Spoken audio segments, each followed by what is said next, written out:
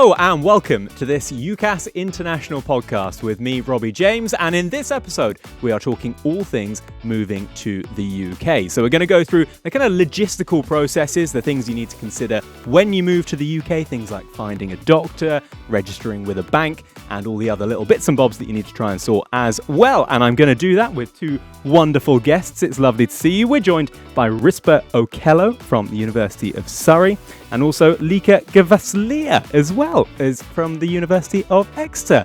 It's lovely to see you both. You've both been over here for about 3 years, is that right? We'll start with you, Risper. I've been over here for more than 2 years now. More than 2 years now. So you're heading into your third year. Yes, I am. Okay, good stuff. And as for you, Lika?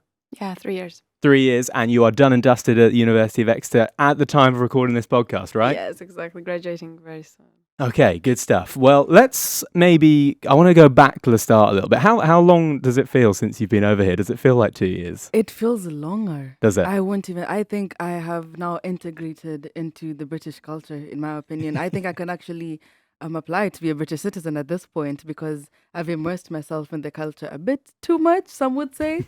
But then when I actually do think about it, it does sound like it's been such a short time because it's just been 2 years. It's crazy, but it does feel longer because there have been so many experiences that I've gotten to enjoy. And hey, you've both been busy because, am I right in saying you've both presented stuff and hosted podcasts like this? So I kind of feel a little under pressure here.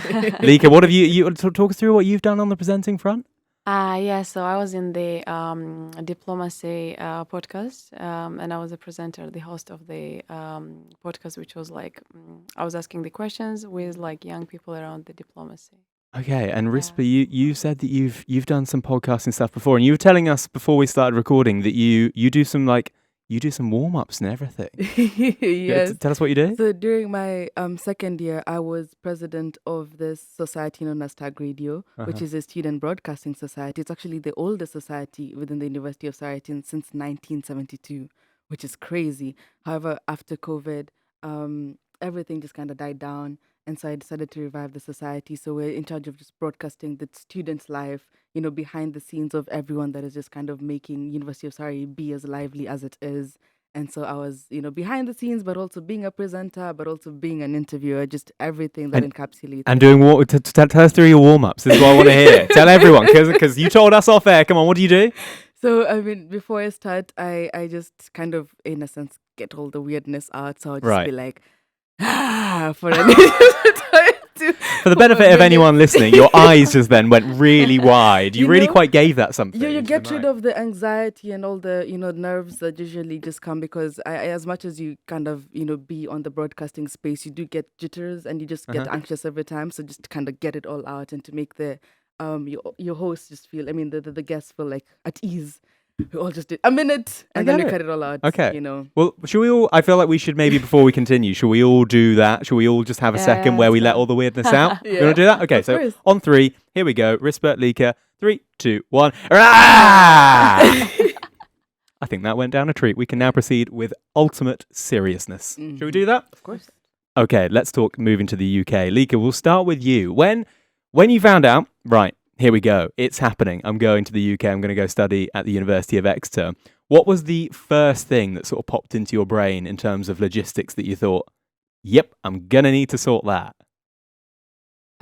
So I found out like 6 months before I went to UK.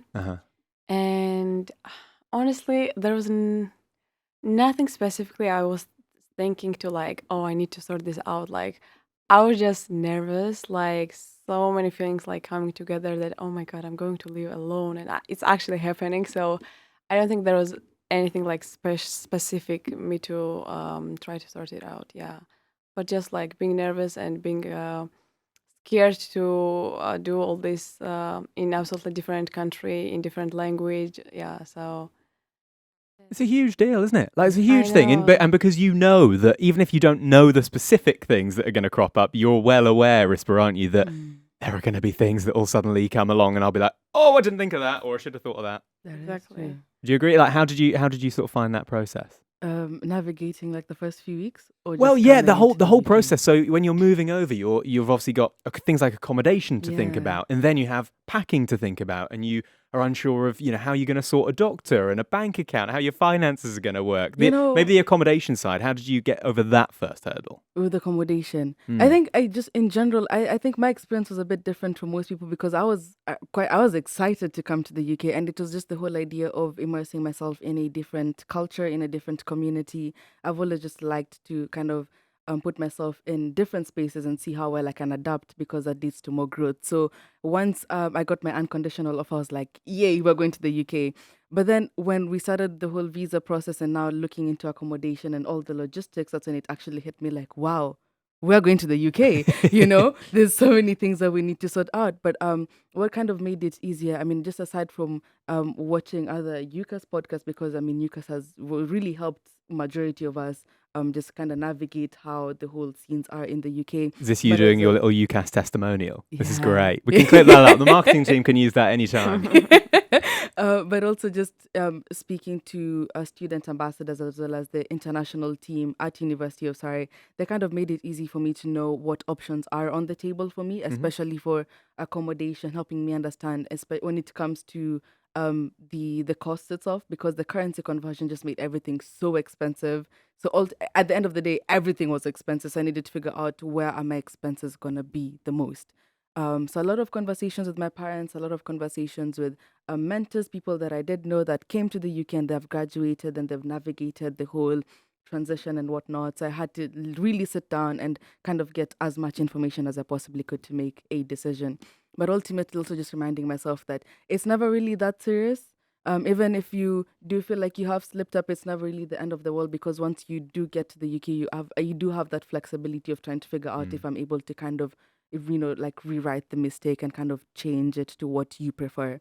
So just kind of knowing that in my head made it easier to feel like I can relax. I can take a breather and just be excited about the fact that I am going to the UK. That's it. And in many ways, Lika, you've done the hard bit, right? You spent those years of applying and the academic side, trying to make sure you've got grades and do all that. I suppose when it actually comes to the moving process, you can kind of, to some extent, you can just enjoy that, right? Did you manage to do that, or was it a bit stressful? Honestly, I think I enjoyed like exactly the moving out process.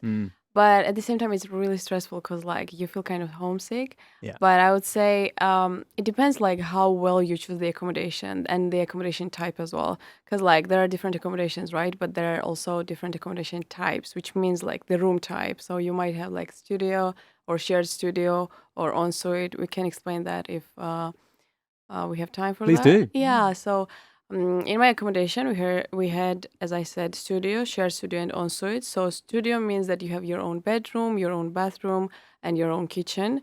And the shared studio means that you're having the bedroom on your own, but you're sharing the kitchen and the bathroom.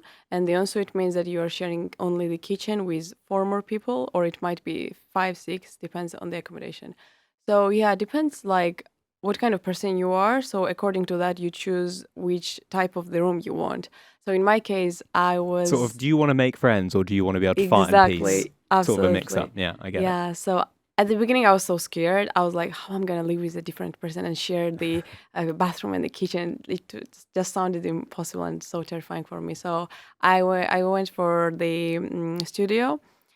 Which I kind of regretted because I think the ensuite one is the best because like you have the possibility to like meet lots of people, maybe cook together and like share your stories with. But I chose the studio, so I kind of regretted, yeah, because I was just on my own, always alone, so it was not possible for me to meet lots of people around. It's a balance, isn't it? Always going to be pros and cons. And I suppose with accommodation being one thing that we definitely do speak about accommodation, don't we? And that's always quite high on the priority list. But things like our phones, we're so, you suddenly come to the UK and you've got to think about things like adapters and SIM cards and stuff like that. Where were you going for sort of help or advice with that? Was that something that you'd pre-planned, or did you come over and be like, oh, I can't plug my phone in? I mean, if I can, I'm assuming I'm gonna go first. What made You can it go whenever you like, Risper. Just talk what away. made it easier for me to, in a sense, navigate that was after I submitted my visa application. At the embassy, they were offering free SIM cards to students that were submitting their student visas. So it's like, oh wow, this is saving me time and money, and I actually forgot that I would need a SIM card. So I was like, this is nice, shout out to the British Embassy. But then You've given a shout out to UCAS and the British Embassy. Go on, British Embassy. It made it easier because now once I landed, I was just able to connect to the data, so it made it easy for me to try and figure out how I'm able to navigate my way to the university. Because I remember once I landed, that's when it hit me that I have no idea where I'm going. I have nobody to call. I know nobody. The only benefit is that we all speak English. And how far is that really going to take me? That is very debatable. So I had to really step out of my comfort zone after a long 15-hour, flight, and actually have to ask strangers, and by the grace of God, just hoping people are going to be friendly enough to signpost me to where the bus station or the train stations will be. But if it wasn't for the fact that I had a SIM card prior to coming to the UK, I think that's what made it easier for me. Yeah. How did you find that sort of process, Lika? I even think things like a bank account and suddenly money and transactions and exchange rates. How did you sort of figure that all out? So I know it was quite like annoying and a big headache, but like I was kind of ready from my country because I had some cash as well. My mom prepared everything for me. Yeah. So I was prepared by that, but like with SIM card. So first I arrived in London with my grandma, and my grandma was like, let's buy SIM cards. And I was like, no, wait, like maybe the university will give me somehow, like, and... Sorry, I'm just picturing you and your grandma in Piccadilly Circus coming out the tube being like, we need to get a SIM card. The first thing you did. Yeah, that's how it was kind of. And then I was like, wait, like we might get this in my university. And that's how it was actually. So when I arrived in university, there was like goodie bags in my accommodation with like SIM card and some How snacks good and are those everything. freebies? Did you get a pen as well? Yeah, we Unreal. did. Outstanding. Yeah, that was really nice, honestly. Yeah, when you're like tired in your accommodation, very stressed, and you see this goodie bag with even the COVID mask because that time. Yeah, of course. Yeah, that's not as fun a goodie bag I anymore, is know, it? The I ones know. that come with a face mask as well. But now it's Yeah. better. Yeah. Now, thankfully, Yeah. hopefully at the time of watching or listening to this podcast, things are better and there's not been another pandemic I that's would say swooped. it's better now because I think I came to the UK just a year after you. So we also had a goodie bag, fortunately. Did you get a pen? I did get a pen. And they also had a Pen's cup name. noodle. So maybe the replacing the masks with the Oh, cup yeah, noodles. I was like, probably. oh, wow, that is nice. And they had a map of, how Surrey is. So I can just navigate. So I'm Nice. just there with my map. It's been long since I actually held a paper map. So just be Yeah. walking around being like, okay, I so know where exactly, is yeah. said cathedral? 'Cause at the Google Maps, I was trying to figure But out. you had your free SIM card. You Yeah, could just true, do it on your but phone. I was a tourist, before I was a student, I was a tourist, so I needed to Yeah. just explore what it Sure. means to be a tourist. So I just wanted to, go back then and just have my paper map and just actually feel like a tourist. It was a very interesting endeavor. But then they did give goodie bags. I think that's maybe something new that most universities have started incorporating. Yeah. Yeah. I think we can all say, continue with the goodie bags, please, universities. Yeah, We would appreciate definitely. that very Yeah. much. Thank you. That's a good point you make, though, about sort of doing the bit of the touristy bit before you actually get into your studies. Because I guess if you're from the UK and you're studying in the UK, you kind of move directly straight to the university and you get on with the welcome week or whatever it might be, and then you get studying. But for you coming to the UK, you've actually got another stage to do, which is getting to grips with the culture and getting to grips with the country, especially if you've never been here before. So do you therefore, Lika, need to maybe give yourself a little bit more time? And if you can, maybe arrive like a week earlier so you have a bit of time to adjust? Yes, exactly. In my case, that's how I planned. So I wanted to arrive like few days early than like the actual term was starting, because I wanted to first like kind of get used to the place, learn how to go around, because like my campus is huge and like lots of ups and downs, and it was so hard for me to get used to this.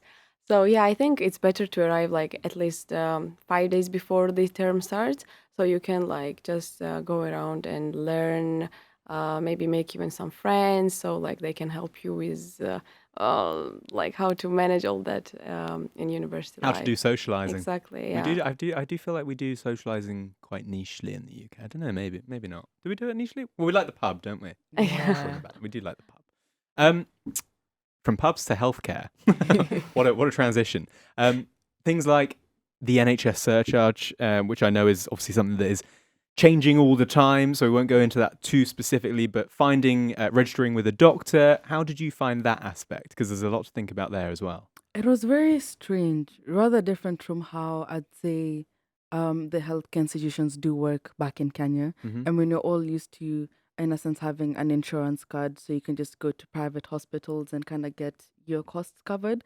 But then coming here and realizing that if I have a fever, I have to make a call and I can't get an appointment in the next 10 minutes was something that I never really quite understood, because what do you mean I have to wait 4 hours to come and address the fever that I have at the moment? That was, I took me a while to kind of wrap my head around it. The search engine itself was something that was really costly.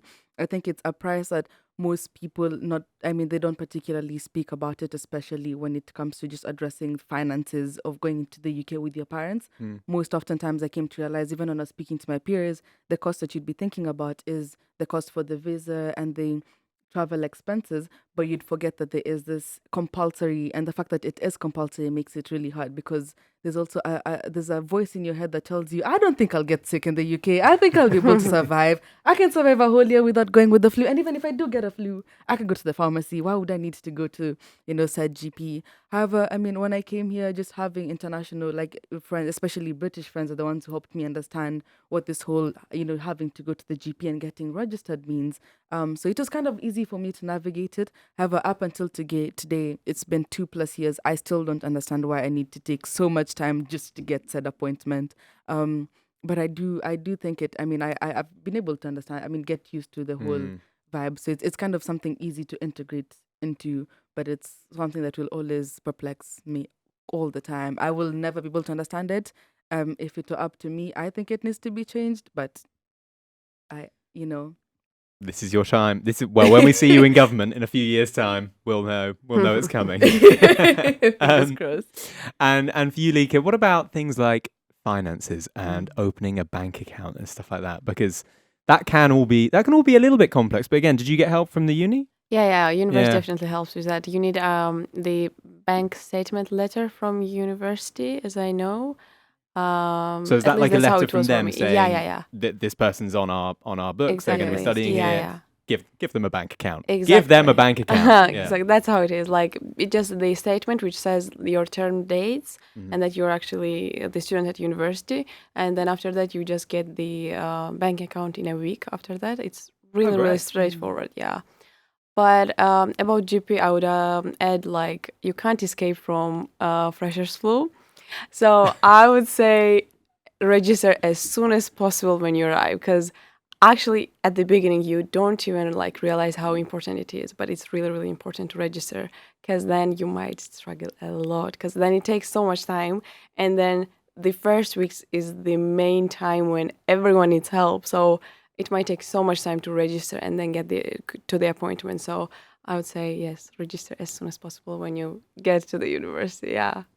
I will just throw this in there, that you can escape the freshers flu. I am a proud survivor of the freshers flu. But unfortunately, after I survived said freshers flu, it hit me 3 weeks later. So I spoke too soon, and I had to suffer the consequences after everyone else healed from it. So I was wondering what has happened. But you can survive it. Everybody you can. I think also what made it easier is have it on your authority. You can survive freshers flu. You will get through this. You really will. You will survive. And I think what also made it easier for me is because I have a very traditional mother, and so before I left, she had to make sure that I have paracetamols, ibuprofen, any sort of cough syrup, cold, everything. She's like, that you have to make sure that this is in your bag. You could leave everything else, but this has to be in your bag. So it just kind of made it easier, just in case, you have 1-2 days where you're feeling like you have a high fever. Instead of having to wait for an appointment, you just take your over-the-store medication and then kind of feel better. But I do agree with what Lika is saying, because there are times when you do feel rather sick that you do need to seek medical attention. So without having registered prior to that, it makes the whole process much harder. And it's stressful for you, because then you realize, I have to go through the registration before I can actually seek said service. So it's just kind of easier to just get working on it as soon as you land. Yeah. Popping paracetamol in your bag as a mum is the most mum thing of all the mum things ever, isn't it? My mum even like, I'll be like, no, I don't need that. No, fine. Like, and she'll be like, no, I'll just put it in your bag anyway. She'll just drop it in. We regard that I cannot get out of the house without her giving me some paracetamol. Anyway, we've covered a lot there in terms of the sort of actual physical things that you may have to do, things like registering the admin and stuff. While you're going through that, there's a lot to cope with just in terms of taking it all in as well. There are so many things to think about. Our brain must be so busy for those few weeks. So in terms of settling in, having a huge change to your life, how did you kind of get through that, Lika? How did you find that? Was it something that you quite quickly sort of slipped into your new life, or was it a bit more challenging than that? I would say it was kind of challenging, yeah, but I think it's best to make the plan. So in that case, it makes easier to navigate through all of these, like tick or whatever you do, like because you won't forget, and plus you move with your plan straightforward. So I would say it was quite challenging, especially with visa. But the bank statement, the bank account, making all that, it was easier when I got in UK. But I would say the hardest part was before I got to the UK. Because I think before you try yourself being independent, you are scared of it. But then when you are on your own in UK, then you are seeing this power in you. So you are then like kind of managing well everything. So yeah, I would say Kind of that fight or flight thing, isn't it? exactly. Yes, absolutely. That's a really interesting way of looking at it. And I bet that will give a lot of people listening to this or watching this a lot of hope, because I suppose the scary bit is thinking, oh, well, hang on, when I get on that plane and when I get off that plane, that's when things are going to get really difficult. But if you make it through that process, and once you get on that plane or whatever it might be, whatever way you're getting over, that actually is the hard bit done. Absolutely. Do you agree? Yeah, 100%. I think another thing that just kind of made it easier for me to adapt, especially those first few days, not even the first few weeks, was constantly just keeping an open mind to being flexible and just really being adaptable. You realizing that you're immersing yourself in a different culture.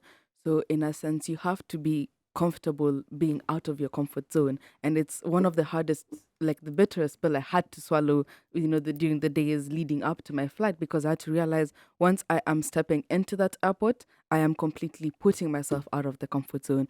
But just remembering that you have a family that is back at home, because unfortunately I wasn't able to come here with my parents. At least you had your grandmother.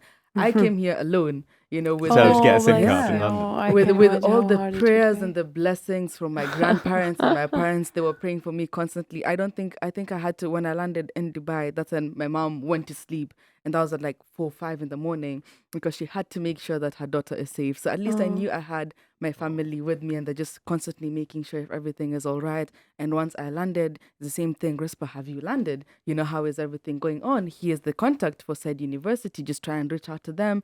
Just kind of knowing that support is there, even if they're not there with you in your, like, in same environments, made it somewhat easier to realize that, oh, it's okay.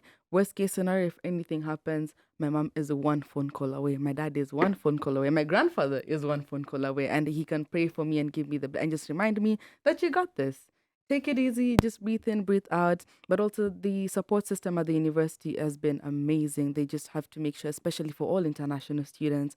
I'm very grateful that my transition was easy, but there are students that I was fortunate enough to be able to help them with their transition coming to the university, because the homesickness that does hit you, it is real and it hits hard. And you remember, like, wow, I really miss my mom's cooking, And so just being able to be part of that process in terms of being helped and also being a helper kind of made it see both sides of the spectrum, what it feels like to integrate and what it feels like to help someone else integrate into the community that you're living in. So it's different for everyone, I would say. All about looking after each other, isn't it? Yeah. Ultimately, it's all about being here for one another. As we sort of round things off, I'd like to know, if you were to ask or speak to a younger Risper and a younger Lika before moving to the UK had even been on the cards, what piece of advice, Lika, what advice would you give your younger self in terms of everything that we've discussed? Yeah, I love that question, because that's what I want to talk about. Like to talk, like to tell the younger people, people who are like now students, the future students who are going to go to study to university. So I would say that like don't be scared. Like the first weeks when you arrive in accommodation, for example, that's the most like sensitive, like when you feel the most vulnerable, lonely, and scared, confused. So just I would say give yourself time in that period and just try to realize where are you, what are you doing, and why are you doing all this, and don't be scared because like you came to this stage, like you are doing so well because you came to this point. And I would say with homesickness, right, and also I'm sorry, so many things coming to like There's a I'm lot. trying to say. Yeah, it's hard to summarize it. So as for the hope, like back home, I used to be the person who was like absolutely depending on the parents. Like I couldn't do anything on my own because like even I couldn't even use subway on my own. Like I was scared because like my parents were the person who would like take me around to the in the country. So like coming to UK, even like flying alone, it was like so hard for me. But now I'm just flying around any countries alone. Like there's nothing now what can scare me. So I would say to young people that there is nothing hard which you can't overcome. Like everything is absolutely like it just seems a bit hard because you haven't done it, but after you do it, then like nothing could be hard for you. So I would say the first advice would be to join the societies in the first weeks, because like when I first came on my first year, I didn't join any societies because I was like, oh my god, I won't have time for societies. But like it's absolutely like voluntary. Like you don't have to um, attend every event of the society. Just like if you have time, you can just go. And there's like sports societies. You can have fun. You can make so many friends. On my second year, then after I regretted on my first year, I joined lots of societies and I made lots of friends. So the first year was like kind of being on my own in the room alone because I didn't have friends. And it was quite like sad. But then on my second and third year, I made lots of friends. So yeah, join societies and communicate with international students, especially international student ambassadors. And I'm one of them now. And they are really helpful. Like they will help you with visa, with even accommodation. They will give you such a good advices which you would like love to hear. So yeah, so to my young self, I would just say that just don't be scared because you got all these. And especially before coming to UK, I used to be like the best in the classroom, the best in societies, the best in everything, everywhere. And then Show off. and then when you come to UK, it just like when you get the scores in the essays, like not that good. Like when it's like out of 100, you get 60, and you actually should be happy, but it's just nothing because you used to have 100 out of 100, and it's not. The That, scale is suddenly so yeah, different. Yeah. it's so different. So I was really sad about that. But then I realized, according like helping my getting the support from university, they were like, you doing all these like international students studying absolutely different language and doing all this, so it's so good. Like don't even try to criticize yourself just because of not getting 100 out of 100. It's absolutely fine. So yeah, just don't be too critical to yourself because you are doing a lot, living alone, like miles away from your country and studying in absolutely different language. So yeah, just don't be critical and like take it easy and try to make friends. Don't be scared about like anything and just be yourself. Yeah, that's it. That's lovely. That I don't know how you felt there, Risper, but I really enjoyed listening to that because I could Thank tell you. I could tell that clearly you have learned a lot about this and Yeah. you feel really passionate about other people going through that experience and Absolutely. being okay with it because it can be scary, but I imagine for so many people that'll be so helpful to hear. I love your passion for that, Risper. What Thank about you. you for Yeah. a younger Risper? If you were going to have a good word with them right now and they were thinking about doing it, what would you say? I think most of what Lika said, and my younger self was just listening. I was like, yeah, okay, I feel touched. I feel touched. So I really had to dive into like my inner guru skills, try and figure out what wisdom to bring, because you've spoken about so much that I think people do need to hear before they come. Absolutely. So I would say if I was to go back and speak to her, I'd give her two pieces of advice. One, comparison is the thief of joy. It when you come to the UK, especially, or rather when you leave your home, your community, where you all kind of have the same or rather similar backgrounds, to a space where different economic, different cultural backgrounds, everything is different.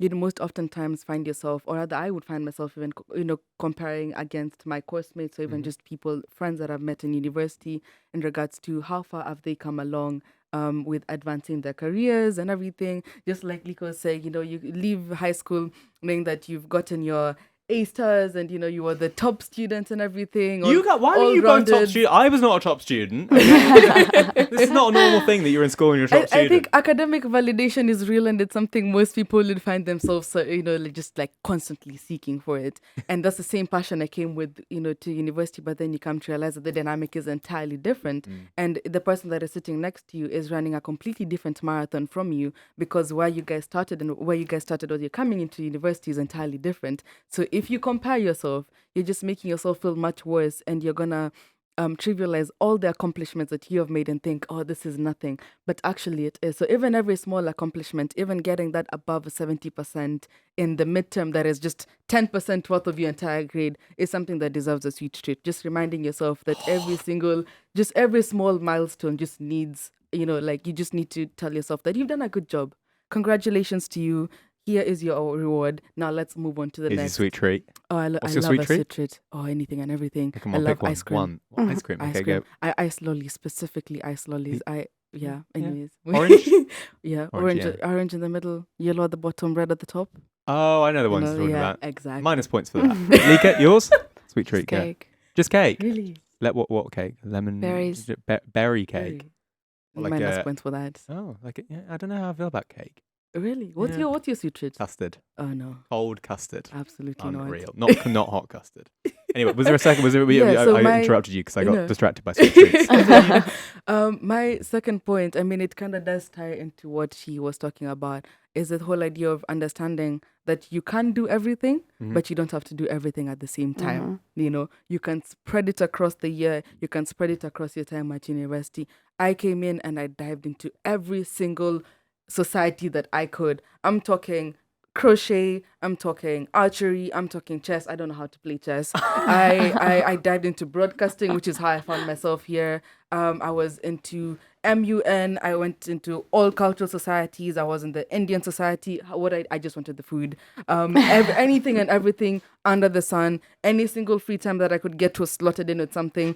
One time you're seeing me sitting with the surfing community. The next thing I'm doing karaoke with the Polo Society, and I have no idea what polo is up to date. And I've been with them for a couple of months. Yeah, that was my entire time in. You'd think that I'm actually not a student because you are seeing me in the lecture hall for that just 2 hours, during the day. But then the rest of the day, I am everywhere and anywhere. But then it was so much fun in the beginning because of like, yay, I'm in university. I'm playing chess and archery today. I don't think anyone's ever done that.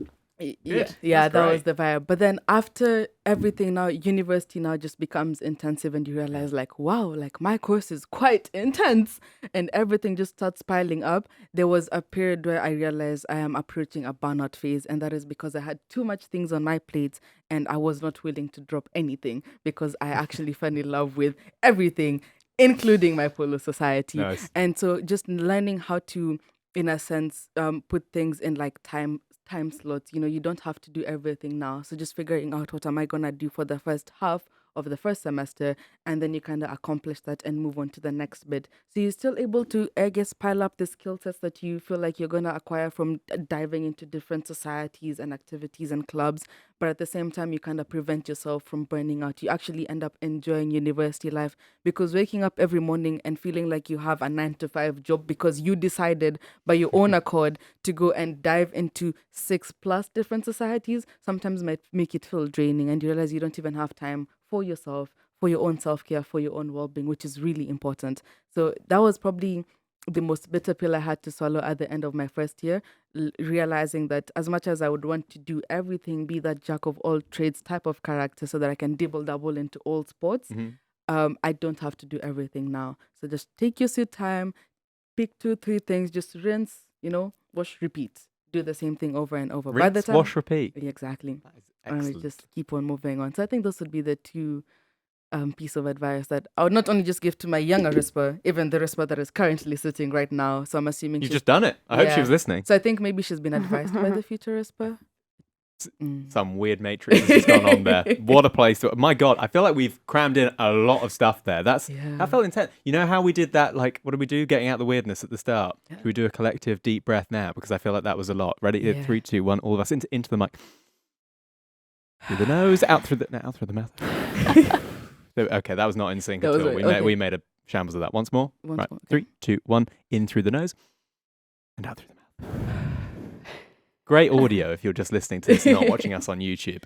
Right, great place to end it. Risper, Lika, you're heroes, and I'm so pleased that it's all going so well for you. And thank you for sharing your experiences as well. I know that that'll help so many people. So thank you very much. Did you enjoy it? Did I do okay as a podcast host? Of course. Such an amazing Thank job. you. Yeah. The pressure Learning was a lot on. from you. The you pressure was steady now, Risper. Right, okay, let's go get some sweet treats. A reminder, of course, you can find out loads more information by heading to ucas.com/international. There is a whole series of these podcasts as well. So wherever you get your podcasts, don't forget to like and subscribe. You can find us on YouTube as well. We'll be back very soon, and we'll speak then.